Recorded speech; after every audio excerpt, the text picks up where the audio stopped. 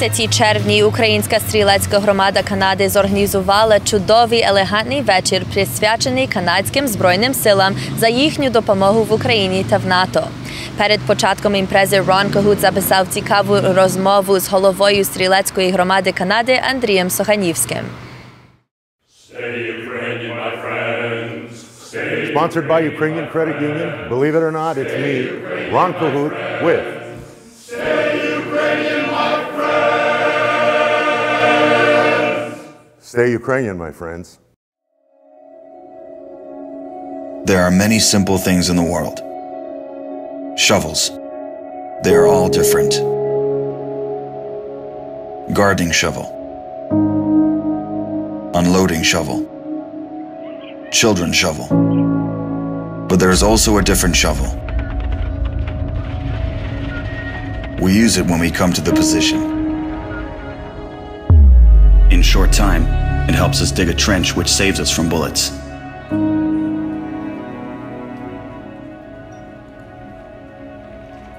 If a tank will pass over the trench, there is a high probability that it will not cause any harm to the soldier. We dig in the ground, deeper, and then connect the trenches with our friends to the left. In just a few hours, trenches are all connected.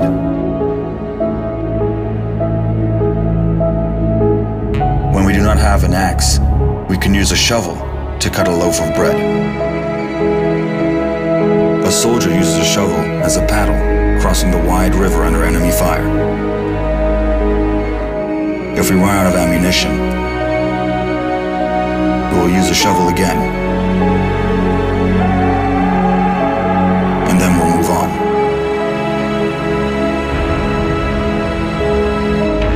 And when we get the order to stop, we'll take a shovel again and build around us an impregnable fortress. This fortress is defended by the Army of Ukraine, our army.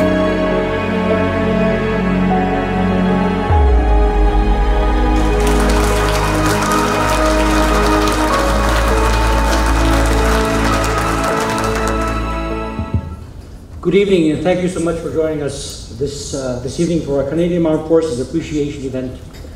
Dobry wieczór, szanowni goście. Ja nazywam się Zdenko Miszkiewicz. My name is Zenon Miszkiewicz, and I'm a proud member of the Ukrainian War Veterans Association Canada, as well as being a recently retired member of the Canadian Armed Forces after 41 years of service. It's my pleasure to be here. Well, I've interviewed Andriy Sokhanivsky many times, but I've never called you Captain. Captain Andriy Sokhanivsky. For everything, isn't there? How many years were you in the military? 13 years. From 1984 to 1997. Were you ever deployed? Yes, I was, many times. To? I spent a lot of time in Europe, mostly in Europe. I was involved when the war in the Balkans was raging, for example. I was based out of a small air base in southern Italy doing patrols. Right? I was in the Air Force doing patrols of the Adriatic.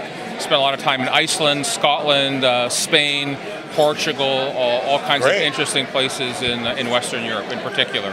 Good evening, and thank you so much for joining us for our Canadian Armed Forces Appreciation Evening. The Ukrainian War Veterans Association of Canada, Ukrainska Strzelecka Hromada, Canada's oldest Ukrainian-Canadian veterans organization.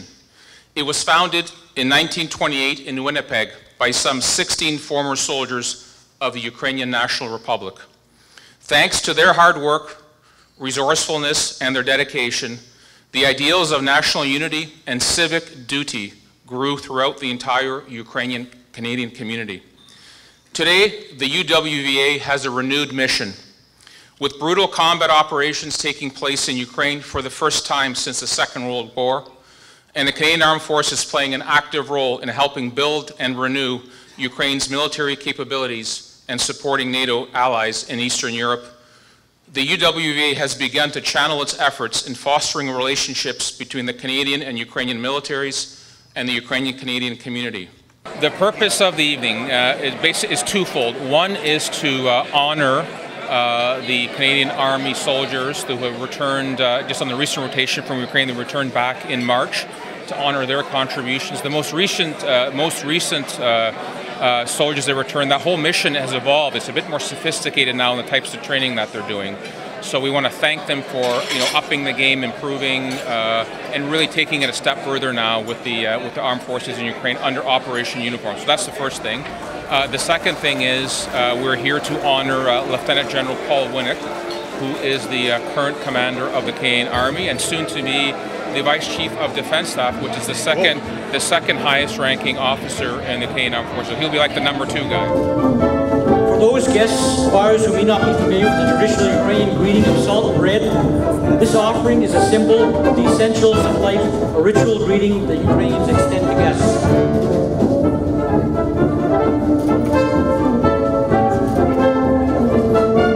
Obviously from Ukrainian background, and I'll be actually talking about that a little bit later in my presentation. We're actually going to be presenting him an award from the Ukrainian War Veterans Association. It is called the Knight's Cross, and this is a medal that we give to people who have made significant contributions to the military, either in Ukraine or in Canada. And in this case, Lieutenant General Winnick clearly has made a very significant contribution to Canada, and we're here to honor that.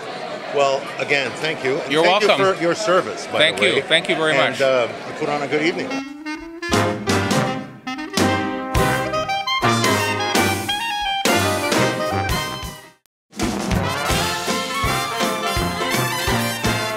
Дуже цікавим гостем елегантного вечора, присвяченого канадським Збройним силам за їхню допомогу в Україні та в НАТО, був підполковник канадських Збройних сил Крістофер Рівз, який недавно повернувся з України. He completed numerous domestic and international deployments, including twice to Afghanistan, and most recently, as I said, as the commander of the Task Force Ukraine Rota 4, up Unifier. Chris and his amazing wife, Wendy, have two beautiful children, Dalia and Amir. And if you, ladies and gentlemen, don't remember anything what I read, just remember 4 things. His name is Chris Reeves. He's Great Britain. He's very proud Ukrainian Canadian, and he is a hell of a soldier. Ladies and gentlemen, Lieutenant Colonel Chris Reeves.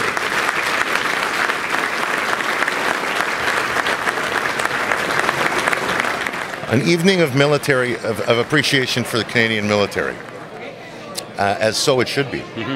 And I'm standing with Lieutenant Colonel Christopher Reeves, but with a K, correct? Yes, sir. So you don't get confused with Superman. No, I am definitely not Superman. No. Yeah, you are. All you guys are. Where are you stationed, sir? Well, I'm based in Petawawa. I command the 3rd Battalion of the Royal Canadian Regiment, and we're part of 2nd Brigade, and that's inside 4th Division, which is most of the Army here in Ontario. That's a lot of guys, a couple of thousand guys there, isn't there? Well, in that brigade, in our unit, we're about 650. Yeah. And you're the boss? Yes, sir. Yeah. How's that, okay? It's phenomenal. Like that is, I feel like I won the lottery, so, and I recommend it to anybody, by the way, which was good. But then winning the lottery again is being able to deploy with those men and women over to Ukraine.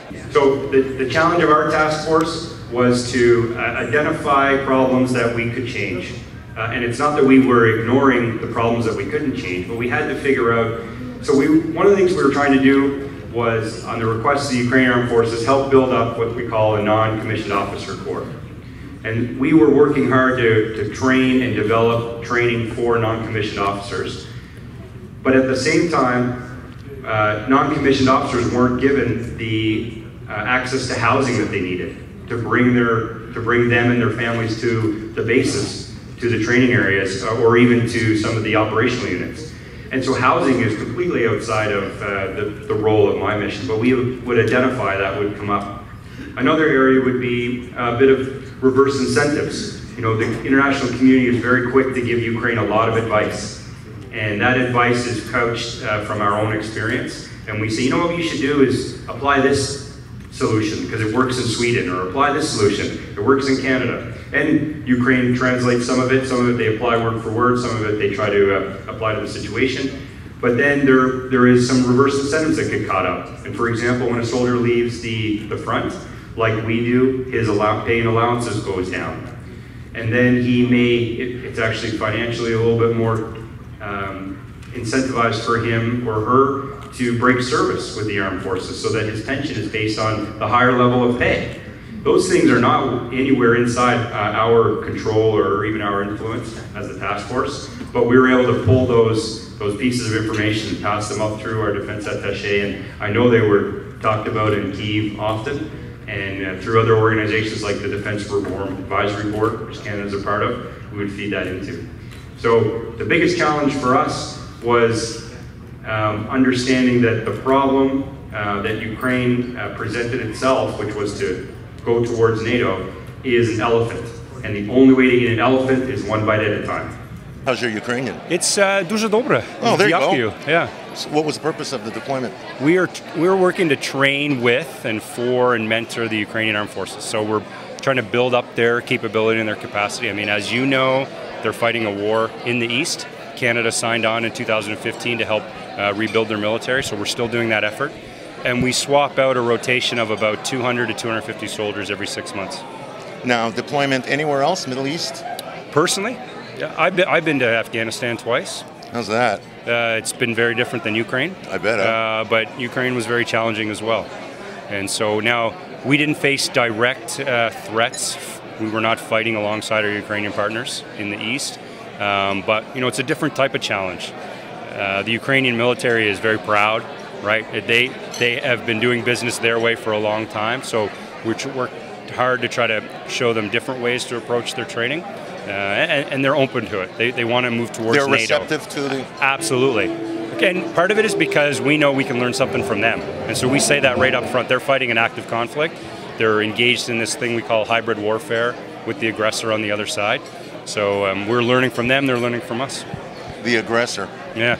Isn't it nice how we don't actually use the word? Huh? Well, I'll say it. It is Russia. Russia, sure. Right, sure it is. You know, and I would say that, you know, I think we know at this point that Russia is a big part of what's happening in the Donbass, and they're putting a lot of the weaponry. And I haven't seen it for myself, but I'm told that there's Russian troops and Russian commanders in the east. An incredibly powerful experience for all of us. Very grateful for the opportunity to go and do it. And we also brought a lot back.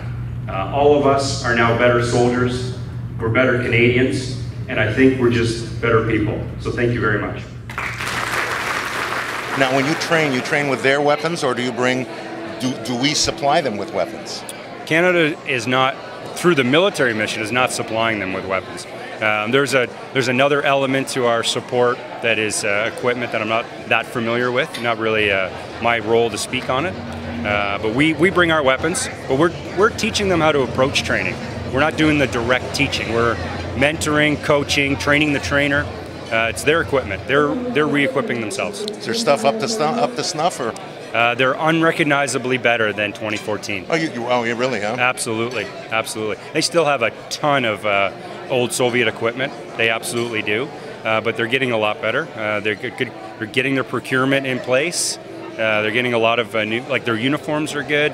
I'm not sure how many armored vehicles they've refurbished and repurchased, but they're getting a lot stronger.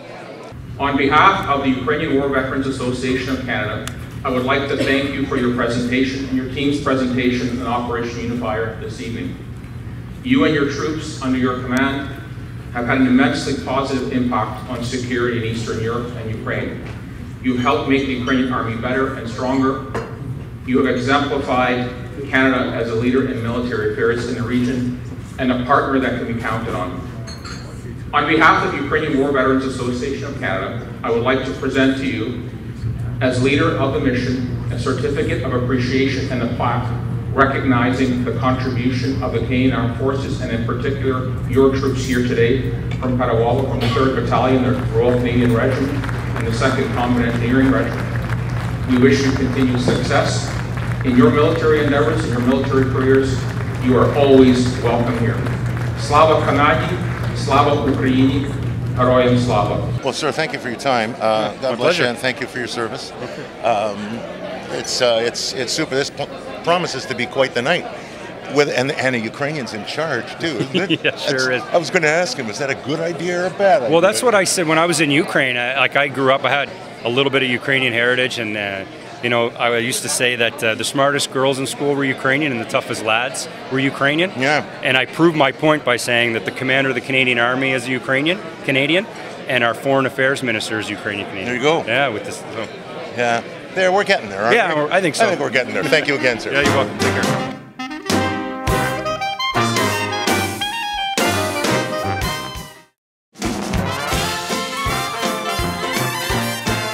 Іван Когут зараз познайомить нас із почесним гостем спеціального вечора, присвяченого канадським Збройним силам, із самим командиром канадських Збройних сил генерал-лейтенантом Павлом Винник.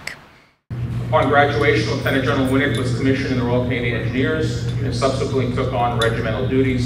His command appointments include 1 Combat Engineering Regiment and the forerunner of the 3rd Canadian Division. He became the commander of the Canadian Forces Intelligence Command during the crucial early years of the war in Ukraine, 2014 to 2016. And I suspect, I don't know this to be true, that you were in a very unique position early in the war to see how the conflict was evolving in Ukraine and Russia, and perhaps play a role in whether it was provisioning satellite imagery for the Ukrainian army. I don't know, but I know the Canadian government at that point did make some of that stuff available. Lieutenant General's overseas assignments included tours with the United Nations and Cambodia and Congo, and with operations in Afghanistan. In 2016, he was appointed the commander of the Canadian Army. Lieutenant General. Lieutenant, it's still the British. That's right. But it's spelled lieutenant? It's spelled lieutenant, but it is lieutenant. It's a British Commonwealth tradition, and we're very proud of that. Lieutenant General. Paul Winick. Nash. Where are you born? Well, I was born in Edmonton. I'm 3rd generation. My grandfather was part of that first wave of Ukrainian immigrants that came from Galicia in 1903. Went as far west as he could and got off the train in Wetaskiwin, Alberta, with my great-grandfather, and they homesteaded in a place called near Daysland, near Camrose, Alberta. Then when it came time for my grandfather to homestead in 1911, he went farther north near Smoky Lake, Villa, Alberta, and that's where my father was born in 1920. So very proud of my Ukrainian heritage. Are you? Did you go into the military out of school? Well, even before, one might say, I was an Army cadet. My father was the commanding officer of that cadet corps, who was also my high school principal. At the age of 16, how'd that work out? Well, you know, in hindsight, it couldn't be better. A little rough at a few times, but at the age of 16, I went into the Army Reserves, and at the age of 18, I went into the regular Army, into the military college, Royal Roads out in BC, and haven't looked back. It's been an outstanding career.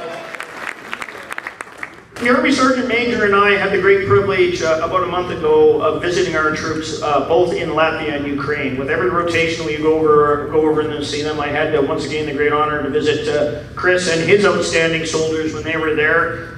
It's now a unit based predominantly on the Royal Canadian Dragoons from Petawawa. So we started in Latvia first, and just to underscore what all of our members of Parliament have mentioned, Canada is punching above its weight. We have about 450 soldiers in Latvia. They're part of the enhanced forward presence, deterring Russian aggression, preventing Russian aggression, and I can assure you that the contribution that your Canadian soldiers are making is extraordinary. And we're getting rave reviews, great feedback from Latvia, and they're just doing tremendous work there. We spent a couple days there, and then we went down to Ukraine, to the Everett training area, to visit the Royal Canadian Dragoons, and Fraser Alder, the commanding officer, once again doing extraordinary work. And I think, sort of to me, the metaphor for the type of work they're doing, they're working on all sorts of levels, as Chris briefed you, building on the great work that he and his team did over there. But I really tried to seek out some junior officers in the Ukrainian Army and some NCOs who had actually been fighting in the East, in what used to be referred to as the ATO, to try to get some feedback on the training they were getting. And without fail, every one of them said, the training that the Canadians are providing Ukrainians is saving lives, and it's saving a lot of lives over there. So I think that's a real testament to what is going on there. Now you are the top guy in the Canadian military, are you not? No, not in the Canadian military. I'm commanding the Army. General Vance is our Chief of Defense Staff, so I'm the top. I guess I'm fortunate to command the Army, but in terms of the military, no. They finally put a Ukrainian in charge. Well, I think I'm the first one, but... It's about time. Have you been there? To Ukraine? I've visited 4 times. Every time we rotate our troops every 6 months. The Army Sergeant Major and I make a point of visiting our soldiers. So I've been in the Yavoriv training area and to Kyiv, Lviv 4 separate times. I was talking to Lieutenant Colonel Christopher Reeves. Yes. And he was saying that they're very receptive.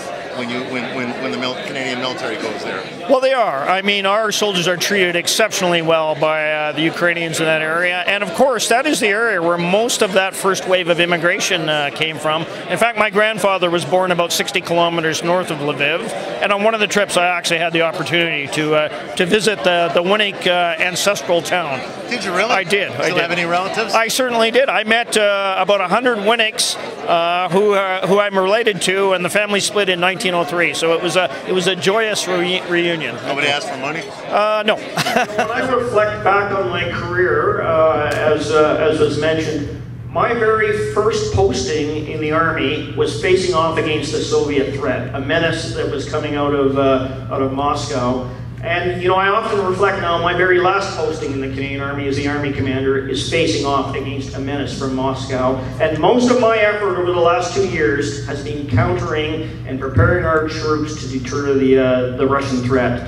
I wouldn't say that I'm proud to do that, but I kind of am as a Ukrainian Canadian. And I just wonder how you get on that Russian persona non grata list, because that's one honor I want.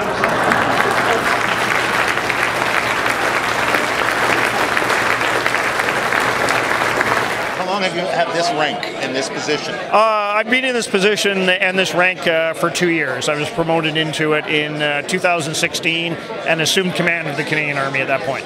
And you're based in Ottawa? I'm based in Ottawa. That's where Army headquarters is. How do you like Ottawa? I like Ottawa. It's a great city. As I said, I'm a Westerner. I will be drawn back out west. I think when I retire, I'll go back out to Alberta. That's where my roots are, and my wife's roots are out there as well. Oh, that's cool.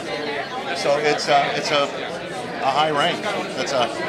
Take a long time to get there? Well, it takes a career, but there's a lot of luck and good fortune involved, and I'm being supported by tremendous individuals, soldiers and officers along the way. So, as I said, I'm very privileged and fortunate to command the Army. There are lots of people who are capable of doing it. I was just, luck and timing plays a big part in it. Well, as I told Lieutenant Colonel Reeds, thank you very much for your service. God bless you for doing what you do. And stay Ukrainian, my friend. See, there you go. That's the man in charge of the Canadian Army is Ukrainian. Well, let me say I'm just very proud, once again, of my Ukrainian roots. Good for you, and an Edmonton boy, or an Alberta boy. Indeed. God bless. Thank you. Sir, as evidenced by today's presentation, the Canadian Army's unified mission is making a positive impact on Ukraine's military against a powerful foe. Fighting against a powerful foe. This contribution would not be possible without such a highly trained army and without the strong leadership that you have provided. On behalf of the Ukrainian War Veterans Association of Canada, I present to you the Knight's Cross, and I'll show it to you momentarily, with the following citation: for your dedicated service to and the leadership of the Canadian Armed Forces, your support to Operation Unifier, and your honoring of Canadian military history at home and abroad. Slava Kanadi, Slava Ukraini, Героям Slava.